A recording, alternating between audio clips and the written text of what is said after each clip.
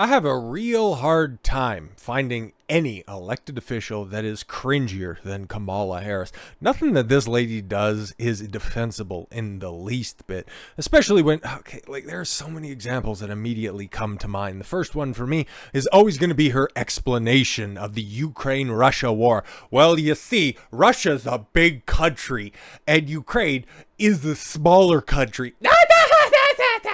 But this right here, oh my god, what are you even doing? Like, the entire event itself is cringy enough, and then for her to try to geriatrically throw it back for the boys, she's just trying to relive a little bit of her youth. But Kamala Harris mocked for granny moves at White House hip-hop party.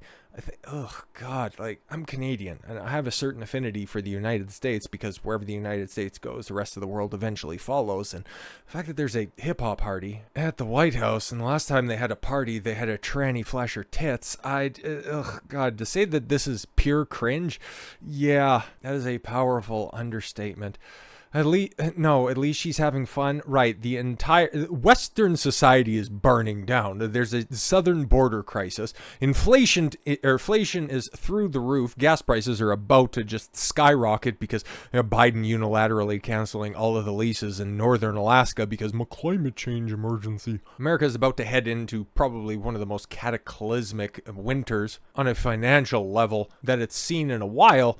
And she's just out there, just busting it down while Biden's on vacation somewhere, walking off mid-ceremony. It's just, nobody has respect for the United States anymore. Nobody at all. But at least she's having fun. Kamala Harris was ridiculed online Saturday for busting out her granny moves during the White House party she hosted celebrating 50th anniversary of hip-hop. Fantastic. She wanted to get Tupac there in order to just listen to some of the sounds of her college years, but he was unavailable. Critics pounced on the vice president for revolving through a series of tired bare minimum shuffles at the outdoor fete. Kamala Harris with the granny moves at her 50th anniversary of hip-hop party. Political commentator Anthony Brian Logan.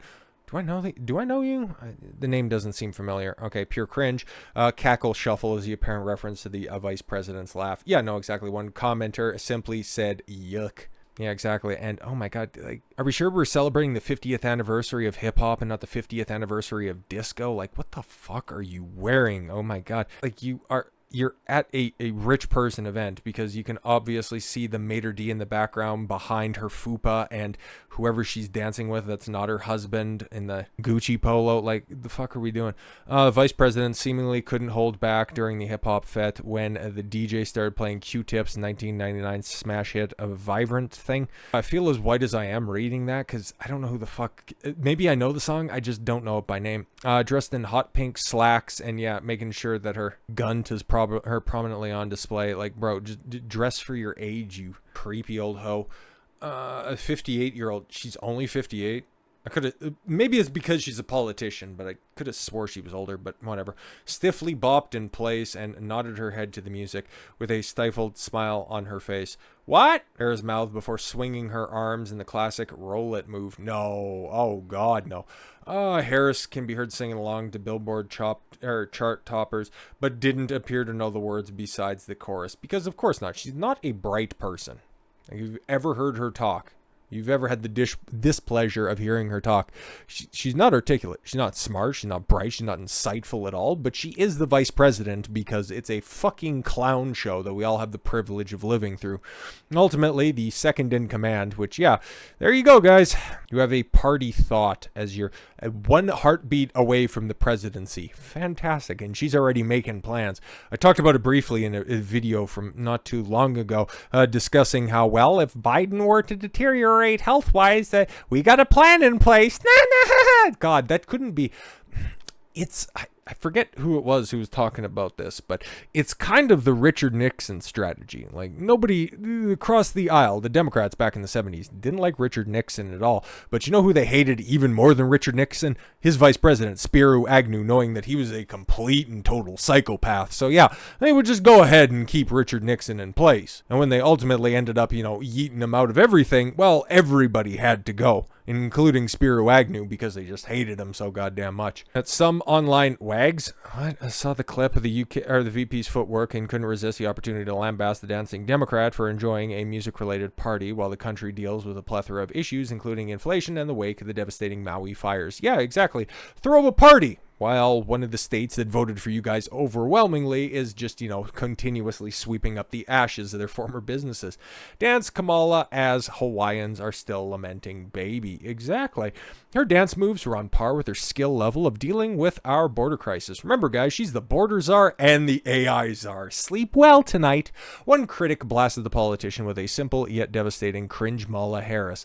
It's a little wordy. I've got something that's 4 letters long that probably suffices, but hey man, you do you. Like was stated earlier, she's only the second in command. I couldn't imagine a country being run by somebody who wants to go ahead and prioritize partying over running their country. Nobody would be stupid enough to do that, right?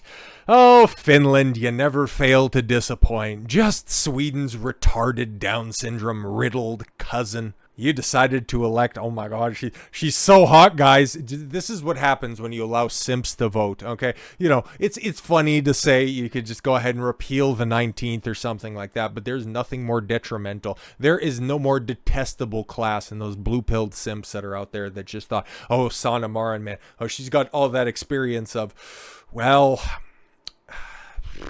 she's elected? Yeah. You let this chick put your fucking country through hell when she was exposed as partying during all the lockdown provisions. And she was one of the champions that was out there just saying that we need to lock down harder. Just showing that women, oh my God, she was one of the poster children alongside the other disgraced former leader, Jacinda Ardern. Boy, are we seeing a pattern here? Power-hungry bitches who end up losing the power and then just stepping away from politics. Fucking hilarious. Think twice before you vote instead of going, well, women deserve a chance. Do they? What happened to merit? No, we just need to allow these inconsequential, unexceptional women. We just need to give them the opportunity, right, guys? Because they wouldn't be so bad. Ex-Finnish Prime Minister Sanna Marin quitting politics after hot girl summer. You can't make this shit up, okay? When am I going to have to run a story about former Prime Minister, ex-Finnish Prime Minister Sanna Marin opened up an OnlyFans? Because it's time to move on. What the fuck, man?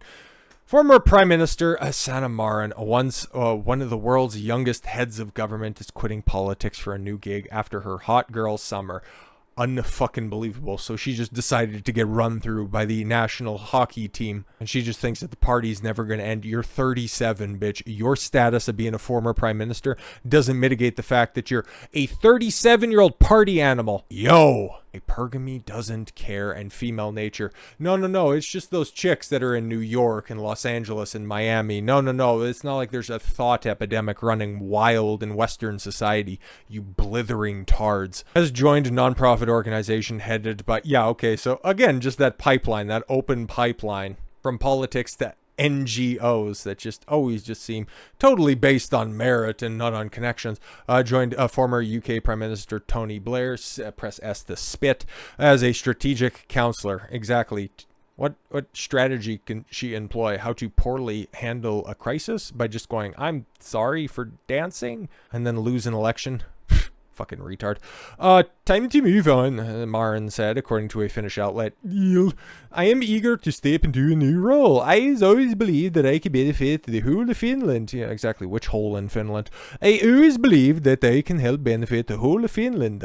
I believe I can serve the voters in Finland well and maybe even better in my new assignment. Exactly. Or this is also just code for, well, fuck, I couldn't have the most power available to me, but now I can go do that without the constraints and confinements of actual government. I can just act as a para-governmental organization and have all of the benefits of that without any of the responsibility. That would just be so great. Can we just go ahead and pencil that in? Because that'd be fantastic. But yeah, man, all of these chicks, these former prime ministers, they just decide to step away from politics. You've seen it with, oh my God, what's her name? I forget, the German one.